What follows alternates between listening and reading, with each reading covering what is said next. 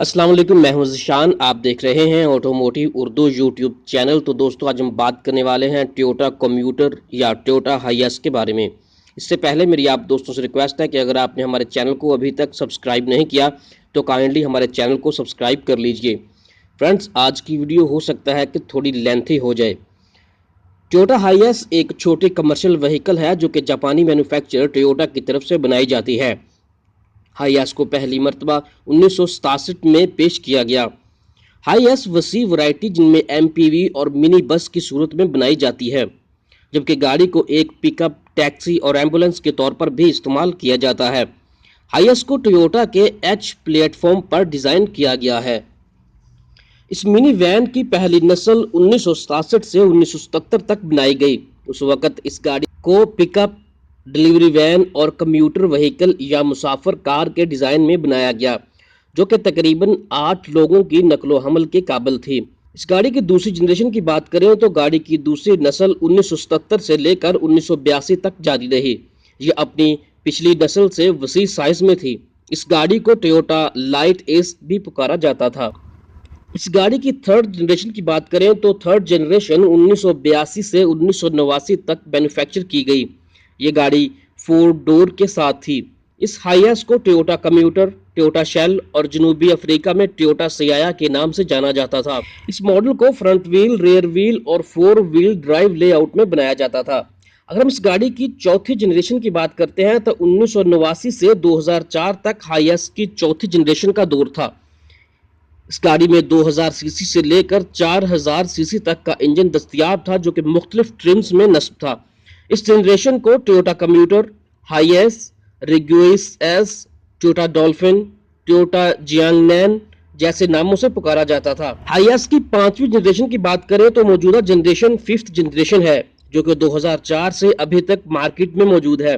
इस जनरेशन को मुख्तलिफ नामों से जाना जाता है, जिनमें Toyota Commuter, Toyota Regius Ace, Toyota Pitbull, Toyota Quantum, Toyota Ventury, Toyota Chery, Toyota Joylong, Toyota HiAce, Toyota King Long और टोयोटा फोटोन जैसे नाम शामिल हैं। इस जनरेशन की assembly China, Malaysia, Pakistan, Philippine, पुर्तगाल, जनूबी अफ्रीका, थाईलैंड में की जा रही है। आज हम पाकिस्तान में मौजूद 5th जनरेशन की बात करते हैं।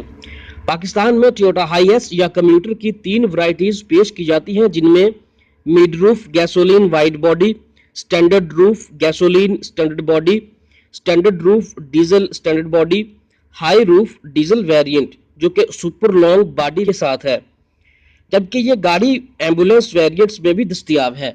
हाईएस के खदोखाल की बात करें तो तमाम वेरिएंट्स में बॉडी शेप तकरीबन एक जैसी है, जबकि बॉडी साइजेस में फर्क है। अगर हम इस गाड़ी के फ्रंट की बात करें तो गाड़ी के फ्रंट में एक छोटा सा हुड मिलता है, जो कि बॉडी को खूबसूरत लुक फ्राहम करता है। सामने की तरफ बॉडी कलर ग्रिल नस्ब है। फ्रंट पर मल्टी रिफ्लेक्टर हेडलैम्प्स जो कि टर्न सिग्नल के साथ हैं।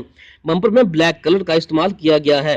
नेम प्लेट बम्पर में प्लेस्ड है। डायमेंशन की बात करें तो मिड रूफ की लंबाई 4840, स्टैंडर्ड रूफ की लंबाई 4695 और हाई रूफ की लंबाई 5380 mm है। इसी तरह मिड रूफ की चौड़ाई 1880, स्टैंडर्ड रूफ की चौड़ाई 1695 और हाई रूफ की चौड़ाई 1880 mm रखी गई है।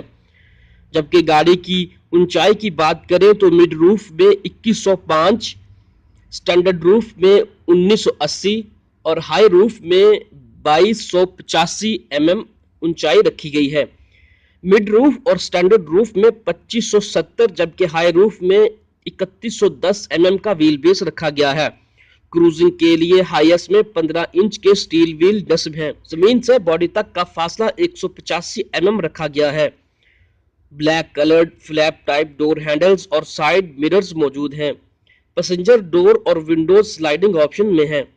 अगर इस गाड़ी के रेयर पर जाएं तो रेयर में फिलामेंट टाइप लैंप्स मौजूद हैं, जो टर्न सिग्नल और रिवर्स गियर लैंप के साथ हैं।